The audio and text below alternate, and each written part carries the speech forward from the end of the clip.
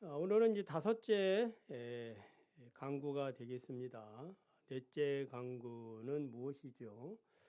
오늘 우리에게 일용할 양식을 주시옵고. 그러니까 하루를 살아가는 이 일용할 양식은 하나님의 복인데 우리에게 주시는 모든 필요한 선물들입니다.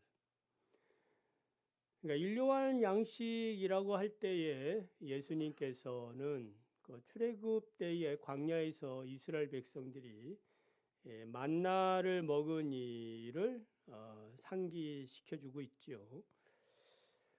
출애굽기 16장 4절에 내가 너희를 위하여 하늘에서 양식을 비같이 내리리니 백성이 나가서 일용할 것을 날마다 거둘 것이라. 그러니까 일용할 양식을 믿음으로 걷느냐 걷지 않느냐에 대해서 그들이 내 율법을 준행하나 준행하지 아니하나 내가 시험하리라. 그러니까 오늘 우리가 하루를 살아가는 것도 일용할 양식인데 이 일용할 양식을 내 힘으로 살고 있는가 아니면 하나님의 은혜로 살고 있는가. 하나님이 그걸 본다 이 말이거든요. 그러니까 내 말에 준행하나 준행하지 않나 하나님이 시험한다는 거죠. 그러니까 매일매일 매순간 주님의 은혜로 사시기를 바랍니다. 그래서 만나를 주스러 갔을 때에 하나님의 약속을 따라 주는 거죠. 더 많이 주는다고 해서 남는 것도 아니고 더 적게 가져온다고 해서 부족한 것도 아니고 하나님께서 주시는 은혜대로 살아가는 거예요. 만약에 더 남기려고 많이 가져오면 썩고 냄새가 나고 벌레가 생기도록 했죠. 그러나 안식일, 그러니까 주일을 위하여 이틀치는 신기하게도 썩지 아니하는 그게 신기한 거죠. 하나님의 은혜의 신비를 여러분 경험하시기 바랍니다. 하나님의 은혜로 삽니다. 서로 인사합시다. 하나님의 은혜로 삽시다. 하나님의 은혜의 신비함을 여러분이 경험을 하셔야 됩니다. 지금까지 살아온 것 주의 크신 은혜라. 그 신비한 거, 내 힘으로 살아온 것이 아니고 주의 크신 은혜로 살아온 것 자체가 신비한 일입니다. 예수님이 광야에서 마귀의 시험을 받았을 때에 신명기 8장 3절을 인용하지요. 사람이 떡으로만 사는 것이 아니라 하나님의 입에서 나오는 모든 말씀으로 산다. 하나님께서 주시는 모든 것으로 산다. 어떻게 사는지는 몰라요. 그렇지만 하나님이 주시는 그 신비한 은혜가 있음을 믿고 그 하나님이 주시는 것을 믿고 따라가는 거예요. 이렇게 할 때에 마귀가 도망간다 이 말이에요. 마귀는 어떤 사람들에게 붙어서 살아요? 의심하는 사람들, 믿음이 없는 사람들, 이런 사람들에게 딱 달라붙어 가지고 자기 그 집을 짓고 살아가는 거예요. 아까 이제 우리 감기 얘기 좀 하다가 어느 집사님이 이런 얘기해요. 감기가 자기 안 나가려고 자꾸 입맛 떨어뜨린다고. 자기가 입맛이 생기고 식사를 잘하면 감기가 나가야 되니까 어떻게 하든지 입맛 떨어뜨려 가지고 계속 붙어 살려고 그런다 이 말이에요. 그거 마귀의 전략이라고 안다면 어떻게 되겠어요? 계속 같이 붙어 살면 안 되지 않습니까? 쫓아내야죠. 우리가 하나님의 말씀을 먹고 그 말씀의 능력으로 쫓아내시기를 바랍니다. 마귀는 그렇게 해서 쫓겨 나가는 거예요. 사람이 떡으로만 사는 것이 아니라 하나님 입에서 나오는 모든 말씀으로 산다. 사탄아 물러가라 그러면은 물러가게 되어져 있는 겁니다. 하나님의 말씀의 권능이. 그래서 하나님의 권능으로 우리가 사는 겁니다. 그래서 일용할 양식을 구할 때는 우리가 한 달을 이렇게 살지만은 이 모든 것도 주님의 선물이다. 내가 열심히 노력해서 사는 것 자체도 하나님의 은혜입니다. 힘을 주셔서 일을 할 수가 있는 거예요. 그리고 이 일용할 양식은 우리 공동체를 위한 강구이어야 한다. 나 혼자만 뭐 잘 먹고 잘 살면 그것으로 족한 것이 아니라 함께 더불어 우리 충신의 모든 성도들이 함께 더불어 살기를 바랍니다. 그래서 하나님 우리 성도들의 사는데 어렵지 않도록 하나님 영육 간에 모든 필요한 것들을 주십시오라고 서로를 위해서 기도하며 사시기를 바랍니다. 자, 오늘 126문 다섯째 강구에 대해서 한번 살펴봅니다. 주보를 보시고요. 자, 126문 다섯째 강구는 무엇입니까? 시작. 우리가 우리에게 죄 지은 자를 사하여 준 것 같이 우리 죄를 사하여 주시옵고는 이러한 강구입니다. 주의 은혜의 증거가 우리 안에 있어서 우리가 이웃을 용서하기로 굳게 결심하는 것처럼 그리스도의 보혈을 보시사 우리의 모든 죄과와 아직도 우리 안에 있는 부패를 불쌍한 죄인인 우리에게 돌리지 마옵소서. 한번 읽고는 이게 무슨 말인지 이해하기는 좀 어려운 문장이죠. 우리가 우리에게 죄 지은 자를 사하여 준 것 같이.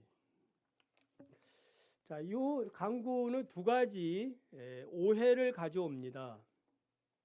첫 번째 오해는 어떤 오해냐 하면은 아니 예수 믿는 사람들이 이미 죄 사함을 받았는데 뭐 또 다시 죄를 용서해 달라고 강구를 하느냐. 예수님이 다 용서해 주시지 않았습니까? 아멘? 예. 또 아멘 안 하네. 약간 이게 또 주기도해서 그러니까 또 아멘하면 안 될 것 같기도 하고. 예. 분명히 논리상으로는 예수 그리스도가 우리의 모든 죄를 다 용서하지 않았습니까? 그런데 또 뭘 용서해 달라고 강구를 하느냐. 논리상 맞지 않다. 두 번째는 우리가 우리에게 죄 지은 자를 사하여 준 것 같이 우리 죄를 용서해 달라. 요 말은 이제 마치 내가 예수님의 이름으로 착하게 살았으니까 예수님 나의 착한 것을 보시고 내 죄를 용서해 주십시오라는 오해라는 거예요. 그러니까 이렇게 얘기하니까 여러분들이 그런 말이었구나 이렇게 생각을 한번 해보는 거 아니겠습니까? 아무 생각 없다가 목사님 뭐 두 가지 오해가 있다 그러니까 무슨 오해냐 지금 들어보시는데 이런 오해들이 있어요. 자, 주님의 이 기도, 주기도는 불신자들이 드리는 기도가 아니죠.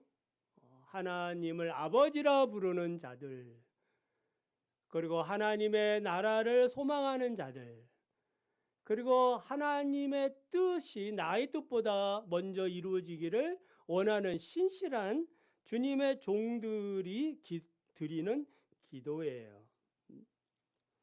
그러니까 우리가 하나님을 아버지라 이렇게 부를 수 있는 것은 죄 용서가 이루어졌기 때문이죠. 예수 그리스도의 구속함, 이 구속의 진리를 믿고 고백을 했기 때문에 그 믿음으로 성령께서 너는 이제 하나님을 아버지라 부르라 이 믿음을 주셔가지고 하나님을 아버지라 이렇게 부르게 됐다 이 말이에요. 자, 다섯 번째 강구는 네 번째 강구인 일용할 양식을 주옵소서라는 이 강구하고 관계가 있을까요, 없을까요? 예? 내 말 속에 답이 있죠. 관계가 있을까 없을까요? 관계가 있죠. 일용할 양식을 주옵시고 이거하고 제 용서를 해 주십시오. 시험에 들게 하지 마십시오. 이게 다 한 문장이거든요. 그러니까 그 접속사 그리고 카이라고 하는데 그리고로 연결되어 있거든요. 한 문장이에요, 한 문장. 일용할 양식을 주시고 그리고 우리의 죄를 용서하여 주시고 악에서 우리를 구하십시오. 이게 한 문장이에요. 하나의 기도다 이 말이에요. 마치 하나님께 우리가 간구를 세 가지 간구를 드린다고 했죠. 하나님의 이름이 거룩함을 입으시고 여김을 받으시고, 그리고 그의 나라가 임하시고, 그리고 그의 뜻이 이루어지기를 원해. 이것이 하나의 그 간구거든요. 그러니까 주기도는 어떻게 보면 이제 크게 두 가지의 간구라고 볼 수 있어요. 하나라도 빠지면 안 된다 이 말이에요. 자, 한번 생각해 보세요. 자, 일용할 양식이 자, 한번 선택해 봅시다. 자, 일용할 양식이 있고 또 제사함을 받는 제사함이 있어요. 자, 이 두 개 중에 하나를 선택하라면은 어느 걸 선택하겠습니까? 좀 이제 제사함이 막연하니까 여러분들의 사형수예요. 사면을 받는 거하고 일용할 양식을 먹는 거하고 어느 것이 더 어느 걸 선택하면 좋겠어요? 제사함? 일용할 양식은 없나요? 그러니까 이제 워낙 이제 차이가 있으니까 제사함 그 사면을 받는 게 낫겠다. 근데 이제 문제는 뭐예요? 사면을 받았는데 먹을 게 없네. 예? 이게 차라리 그냥 감옥에서 이렇게 사는 게 훨씬 낫지. 먹고 사는 건 문제 없거든요. 근데 자유함을 얻고 나와 보니까 먹을 게 없어, 먹을 게. 일자리도 없고. 그러면은 그게 복이에요, 복이 아니에요? 예? 차라리 그냥 감옥에 있는 게 낫다 이 말이에요. 그냥 먹고 사는 걱정은 없거든. 자유는 뭐 없는지 모르지만은 그 자유가 문제가 아닌 거예요. 지금 먹을 게 없는 거예요. 당장 지금 막 끼니 걱정을 하고 있는 거예요. 그러다 보니까 그냥 뭐 도둑질하고 싶은 생각 들고 별 그런 죄질 생각도 난다 이 말이에요. 그래서 이 일용할 양식과 이 제사함은 마치 동전의 양면과 같다라고 볼 수 있어요. 그러니까 제사함은 주어졌는데 먹을 게 없구나. 또한 일용할 양식을 좋은데 제사함이 없는 거예요. 매일매일 사는 것이 뭐여야 돼요? 기름진 그러한 고기는 먹는데 마음은 뭐예요? 지옥이요. 계속 죄책감으로 고통을 당하고 잠을 자면은 잠도 편히 못 자고 뭔가 자기를 짓누르고 죄의식 가운데 괴로워서 살 수가 없는 거예요. 사는 게 아니지 않습니까? 그러니까 일용할 양식과 이 제사함은 뭐예요? 같이 가야 된다. 주기도에서 가르쳐주는 교훈인 거예요. 믿으면 천국에 갑니까? 예수 믿으면 천국 갑니까? 일에 천국 갑니까? 그러면은 그냥 천국 가는 티켓 하나 끊었으면 뭐 아무렇게나 살아도 됩니까? 예? 그럼 어떻게 살아야 돼? 그 티켓은 있는데 어떻게 살아야 돼? 예? 기준 없어요? 그냥 티켓만 들고 있으면 됩니까? 아니죠. 그 걸맞게 살아야죠.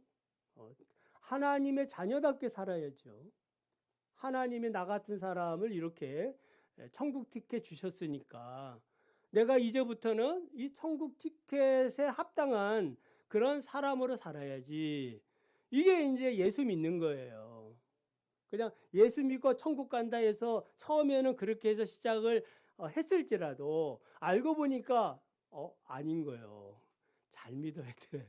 예? 분명하게 믿어야 된다 이 말이에요. 그러니까 이런 초청으로 들어온 것만 해도 얼마나 복입니까? 전에는 그런 거 없이 살았는데 그게 하나님의 은혜인 줄을 우리가 깨닫게 된다 이 말이에요. 여러분 우리가 이제 민수기 또 레위기 이렇게 쭉 살펴본 제사제도를 많이 얘기했는데 이제 상번제 들어보셨죠? 상번제가 뭡니까? 새벽에 열심히 열공하신 분들, 예? 아침 저녁으로 양 한 마리씩 아침에 번제 드리고 저녁에 번제 드리고, 이게 이제 상번제 하루에 2번 드리는 거. 안식일에도 똑같이 드리는 거예요. 안식일 예배 따로 제물을 갖다 바치지만은 항상 매일매일 아침과 저녁으로 뭐 하는 거예요? 하나님 앞에 제사를 드린다. 소제와 함께 제사를 드리는 거예요. 어린 양, 6월절 어린 양을 그 피를 통하여 구원은 받았지만은 구원받은 하나님의 백성은 매일매일 어떻게 하는 거예요? 하나님과 교제해야 한다. 출애굽기 29장 45절 46절을 보면은 내가 이스라엘 자손 중에 거하여 그들의 하나님이 되리니 그들은 내가 그들의 하나님 여호와로서 그들 중에 거하려고 그들을 애굽 땅에서 인도하여 낸 줄을 알리라. 나는 그들의 하나님 여호와니라. 왜 하나님이 애굽에서 이스라엘 백성들을 구원해냈겠습니까? 함께 교제하려고. 구원했기 때문에 이 구원받은 자로서 뭐 하는 거예요? 하나님과 매일매일 교제하며 살기를 원한다. 그러니까 매일매일 드리는 상번제를 통하여 우리는 하나님의 언약 가운데 지금 살고 있습니다. 여러분들이 일용할 양식을 드시고 그리고 매일매일 제사함을 구하는 것도 무슨 일이에요? 내가 예수 안에 지금 살고 있습니다. 라는 그런 고백인 줄을 믿으시기를 바랍니다. 그리고 예수님이 그 세족시 가면서 가르쳐 주신 진리가 하나 있죠. 그게 뭐지요? 이거 베드로가 이왕 씻어주려면 다 씻어주세요. 베드로한테 고마워해야 되는 거예요. 베드로가 그렇게 얘기하니까 예수님이 가르쳐 준 진리가 뭐예요? 야, 한 번 씻은 사람은 뭐만 씻으면 된다? 발만 씻으면 된다. 안 씻어도 된다. 그게 아니라 발만 씻으면 된다. 매일매일 주님과의 그런 제사함의 교제를 통하여 살라라는 그런 말씀이에요. 죄라는 이 말은 원래 이제 빚이라는 뜻도 가지고 있어요. 누가복음 11장 2절 4절을 보면 이제 주기도가 짤막하게 나와 있거든요. 주기도가. 거기 보면은 4절에 보면은 죄 지은 모든 사람을 용서하오니 우리 죄도 사하여 주시옵고 이렇게 기도하는데 각 줄을 보면은 죄 지은 모든 사람을 어떻게 표현하느냐 하면 빚진 모든 사람이라. 그러니까 지금 누군가 여러분이 죄 지은 사람을 이와여 용서하지 않겠습니까? 그렇게 용서하는 것은 결과적으로 빚진 것을 내가 갚는다라는 그런 의미라고 보셔도 돼요. 그러니까 죄와 빚은 분명하게 개념이 완전 다르죠. 죄는 뭐예요? 우리의 그 허물과 잘못에 대해서 용서를 받은 거고, 빚은 뭐예요? 빚. 자, 빚은 하나님께서 우리를 이렇게 재용서했잖아요. 그 재용서한 것에 대한 뭐예요? 사랑을 받아들이는 거예요. 그러니까 여러분이 하나님께 빚 졌어요? 빚 안 줬어요? 사랑의 빚을 진 거다 이 말이에요. 예수님께 빚 졌어요? 빚 안 줬어요? 빚 졌어요? 빚 안 줬어요? 여러분은 저한테 빚 졌어요? 빚 안 줬어요? 빚 졌다고 봐야 돼. 지금 열심히 뭔가 설교 말씀을 부지런히 갈고 닦아서 지금 듣고 있는 거 아니에요. 목사님이 빚 졌어. 말씀을 잘 저렇게 배울 수 있어서 좋아.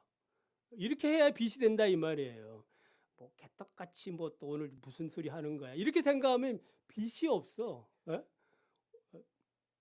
오히려 제가 여러분들 빚진 자가 되는 거예요. 여러분의 시간을 뺏었거든. 그런데 여러분들이 고마움을 생각하면서 하나님께서 베풀어 주신 그 구원의 은총에 대해서 뭐 하는 거예요? 고마움을 느끼면서 하나님께서 이렇게 나에게 사랑을 베풀어 주셨는데 내가 그 사랑에 합당한 삶을 살지 못한 것에 대해서 빚으로 여긴다 이 말이에요. 그러니까 이 빚으로 여길 때에 나는 이 빚을 어떻게 갚는 거예요? 이웃과 더불어서 뭐 하는 거예요? 죄 지은 자에 대해서 용서해 주는 거예요. 그게 이제 유명한 그 비유가 하나 나오잖아요. 1만 달란트 빚진 그 사람하고 100데나리온 빚진 사람. 그 얘기 아시죠? 몰라요? 네? 그 주인이 그 1만 달란트 빚을 탕감해 주지 않습니까? 도저히 갚을 수가 없는 거야. 자식을 다 팔아서 갚겠습니다 라고 해도 갚을 수가 없는 엄청난 이 빚에 대해서 주인이 탕감해 주거든요. 그런데 이 사람이 이제 룰루랄라 이렇게 기뻐하면서 돌아가면서 뭐 하는 거예요? 자기한테 빚진 100데나리온, 데나리온은 이제 하루 품삯이니까 100일의 품삯을 이렇게 동료를 만났는데 어떻게 하는 거예요? 용서해 줍니까? 빚을 갚겠다고 그러는데도 막 때리고 어떻게 해요? 감옥에 막 가둬놓고 막 이렇게 폭행을 아주 그냥 만행을 저질렀다 이 말이에요. 자, 이 사람은 왜 이렇게 이런 행동을 악한 행동을 해요? 자기 주인에게 받은 그 은혜를 빚으로 생각하지 않은 거예요. 조금이라도 내가 주인의 그 은혜를 무엇으로 갚을까? 이렇게 생각을 하면 어떻게 하겠어요? 자기보다 그 연약하고 부족한 사람 만나면 도와주려고 하지 않겠습니까? 도움의 손길을 주려고 하지 않겠습니까? 그런 것이 없다 이 말이에요. 악한 자가 된 거예요. 김홍전 목사님의 복음이란 무엇인가라는 책에서 거기서 이제 비유해 주는 것이 하나 있어요. 그거는 이제 자동차를 제작하는 데 있어서 뭐 거기 그런 책은 거기 나온 얘기는 아닙니다만 이제 내연 자동차 부속품이 2만 개라 그래요. 그리고 전기 자동차 부속품은 1만 개라 하고 자 이렇게 이제 자동차를 제작하는데 여러분들이 자동차에 볼트 몇 개 이렇게 만들어 놓고 이게 자동차야 이렇게 얘기하면 돼요 안 돼요? 안 되지요. 어떻게 자동차에 부속품만 해도 2만 개가 넘는데 그걸 다 조립해야 자동차가 굴러가거든요. 근데 몇 개 볼트 이렇게 좀 이렇게 만들어 놨다고 이게 자동차야. 내가 만들었어. 이렇게 하면 안 된다 이 말이에요. 마치 우리가 하나님의 은혜를 받고 이렇게 생각하는 경향이 있다 이 말이에요. 하나님이 주신 은혜는 2만 개의 그 부속품과 같은데 나는 고작 몇 개 이렇게 만들어 놓고 하나님 은혜 내가 갚았습니다. 감사합니다. 이러고 있다면 이게 얼마나 큰 모순이냐 이 말이에요. 여러분 어떻게 하고 있는 것 같아요? 네? 하나님의 큰 은혜에 여러분 늘 감사하시기 바랍니다. 아까 우리 뭐 복음송에도 그런 가사 있잖아요. 더 알기를 원하는 거, 더 사랑도 많이 알기를 원하고 예수님께서 베풀어 주신 그 은혜를 더 많이 알기도 원하고 자꾸 더 알고 싶어하는 그러한 은혜가 있기를 바랍니다. 자, 우리는 자 여기도 이제 그 우리에게 일용한 양식을 주옵소서라고 하는 것처럼 우리가 우리의 죄를 사하여 주옵시고, 그러니까 우리를 지금 고백하고 있는 거죠.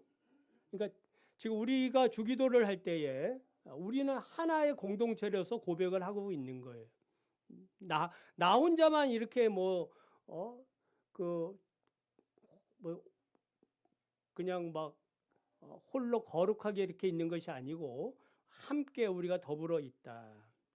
그러니까 우리의 죄는 이제 원죄를 여러분 생각하면 될 것 같아요. 아담의 죄를 따른 모든 사람이 죄를 지었다라는 거예요.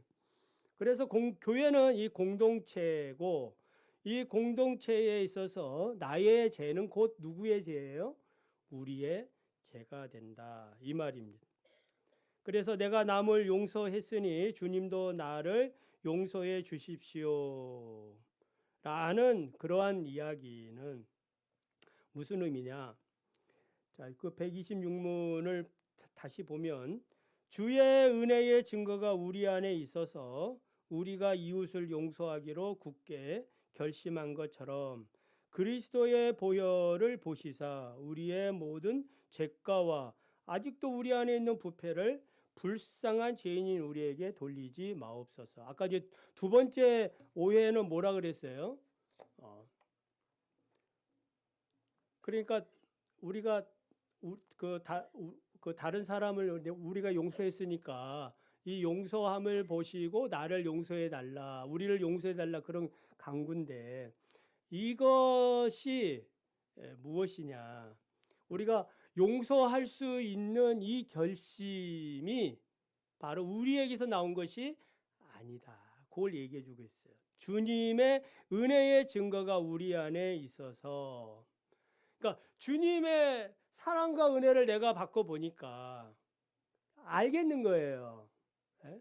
아까 그 1만 달란트 빚진 자 속에 그 주인의 그 은혜와 사랑이 큰 것을 알게 되면 어떻게 하겠어요?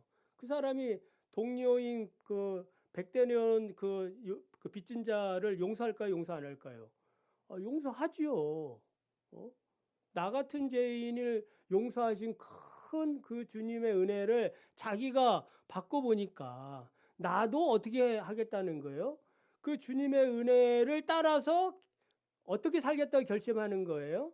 나도 주님의 은혜를 이제 베풀면서 살겠습니다. 요 부분이 핵심인 거예요. 그러니까 여러분이 누군가를 용서하고 싶다면은 여러분이 가지고 있는 본성을 가지고서는 용서하기가 어렵죠. 불가능해요. 한다고 해도 그냥 한두 번 하고 그냥 하다가 뭐 하는 거 때려치는 거예요. 못 해먹겠네 이렇게.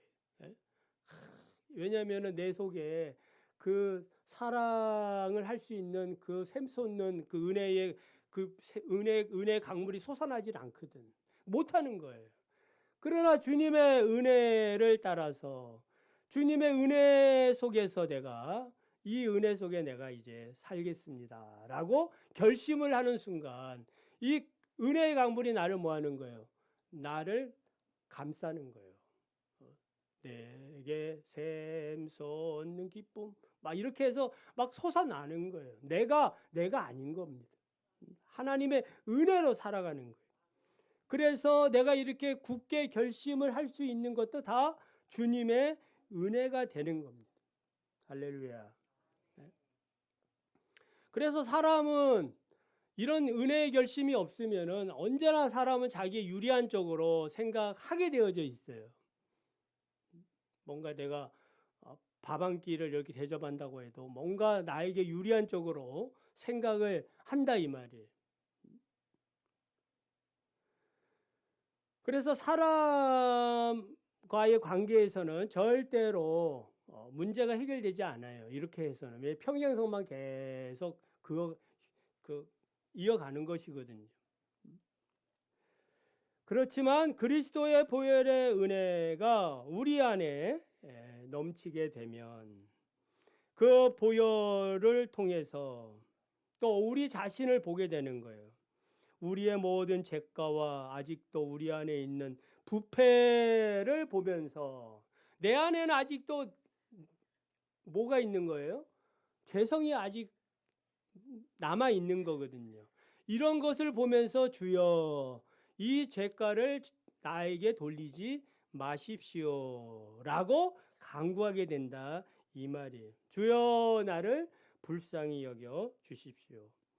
그러니까 바리새인하고 세리야의 기도의 근본적인 차이는 이 사람이 뭐 잘 살았느냐 못 살았느냐의 차이점이 아니라 하나님의 은혜에 대한 어떠한 태도를 갖고 있느냐를 얘기해 주고 있는 거예요. 그러니까 오늘도 우리가 하나님의 은혜 앞에서 여러분 믿음의 결심을 하시기 바랍니다. 나 같은 죄인을 이렇게 주님이 사랑하셨으니까 나도 이 사랑을 가지고 내 가족들, 나의 이웃들, 또 어떻게 보면은 나를 막 이렇게 가시처럼 괴롭히는 사람들까지도 뭐 하는 거예요? 용서할 수 있도록 인도해 주십시오. 그러면은 주님의 은혜가 크면은 삶의 이러한 모든 인간의 관계 문제는 그렇게 크게 우리를 괴롭히지 않게 된다 이 말이에요. 오히려 그 괴롭히는 그 사람 앞에서 주님의 은혜를 더 찬양하게 되어지는 거예요. 주님, 내가 얼마나 악하면은 주님께서 이렇게 나의 악한 모습을 보게 하십니까? 주님, 나 억울해요. 나는 믿음으로 살려고 하는데 왜 사람들이 나를 괴롭힙니까? 아니에요. 여러분 나름대로 믿음으로 살려고 한다고 하지만은 정말 믿음으로 여러분이 산다면은 자신의 뭘 발견하는 거예요? 그리스도 앞에서의 자신의 그 비참한 그 죄가를 발견하고 오히려 주님 앞에 내가 저렇게 악한 자였구나라고 회개하는 그런 신앙이 더 성숙한 그런 신앙이죠. 이렇게 되면 얼마나 좋겠습니까? 예? 이게 성자지요. 예? 할렐루야. 여러분 성자가 되시기 바랍니다. 성녀가 되시고. 이렇게 살라는 것이 누구만이 특권식으로 이렇게 주어진 게 아니잖아요. 누구나 이렇게 살 수가 있는 거예요. 주기도에서 가르쳐 주는 진리입니다. 그래서 하나님 앞에 자신의 그 부족함을 알고 정직하고 겸손하게 십자가의 보혈로 넘어 나아가야 되는 겁니다. 그러니까 무슨 사소한 일이라도 아무렇지도 않게 나는 괜찮아. 이게 넘어가면 그거는 자기에게 손해입니다. 민감하게 사시기 바랍니다. 작은 일이라도. 그러니까 눈짓 하나 약간 이렇게 잘못 이렇게 표시했어도 그게 마음에 걸리면 회개할 줄 알아야 된다 이 말이에요. 여러분 구원파는 어떻게 가르쳐주고 있어요? 구원파는 한번 이렇게 용서받은 사람은 다시 그 죄를 고백하면 그 사람 구원받지 않았다라고 얘기하거든. 우리 모두는 구원받지 않은 사람이 되는 거예요. 주기도에 따르면. 그 사람은 주기도도 안 해. 예? 고백도 안 합니다. 그러니까 언제나 우리는 그리스도 앞에서 우리 자신을 돌아보는 그리고 죄 용서를 받고 이 일로 인해 가지고 더 주님과 친근하게 더 나아가려고 하는 그러한 복된 그런 교제의 시간을 갖게 되는 거예요. 그래서 매일매일 일용할 양식을 구하듯이 매일매일 우리는 어떻게 죄 용서를 구하는 겁니다. 주여 오늘도 이 죄인을 내가 무슨 큰 잘못을 했다 그게 그 얘기하는 게 아니잖아요. 주님과의 관계를 유지하는 그런 핵심의 키워드예요. 빛 가운데 주님과 교제하는 겁니다. 자, 두 구절 성경 구절 얘기하고 마칩니다. 요한 1서 4장 20절에 보는 바 그 형제를 사랑하지 아니하는 자가 보지 못하는 바 하나님을 사랑할 수 없느니라. 에베소서 4장 32절 서로 인자하게 하며 불쌍히 여기며 서로 용서하기를 하나님이 그리스도 안에서 너희를 용서하신 같이 하라. 그러니까 하나님도 지금도 그리스도 안에서 우리를 어떻게 하고 있다는 거예요? 용서하고 있다는 거예요. 왜 예수님이 지금 우리를 위하여 중보기도 드리고 있는 거예요? 그 용서의 중보기도 아니겠어요? 하나님, 저 죄인을 용서하십시오. 저를 보고 용서해 주십시오. 그래서 우리와 함께 빛 가운데 교제가 이루어지게 하십시오. 그래서 우리가 지금 예수 믿고 있는 거예요. 믿으시면 아멘.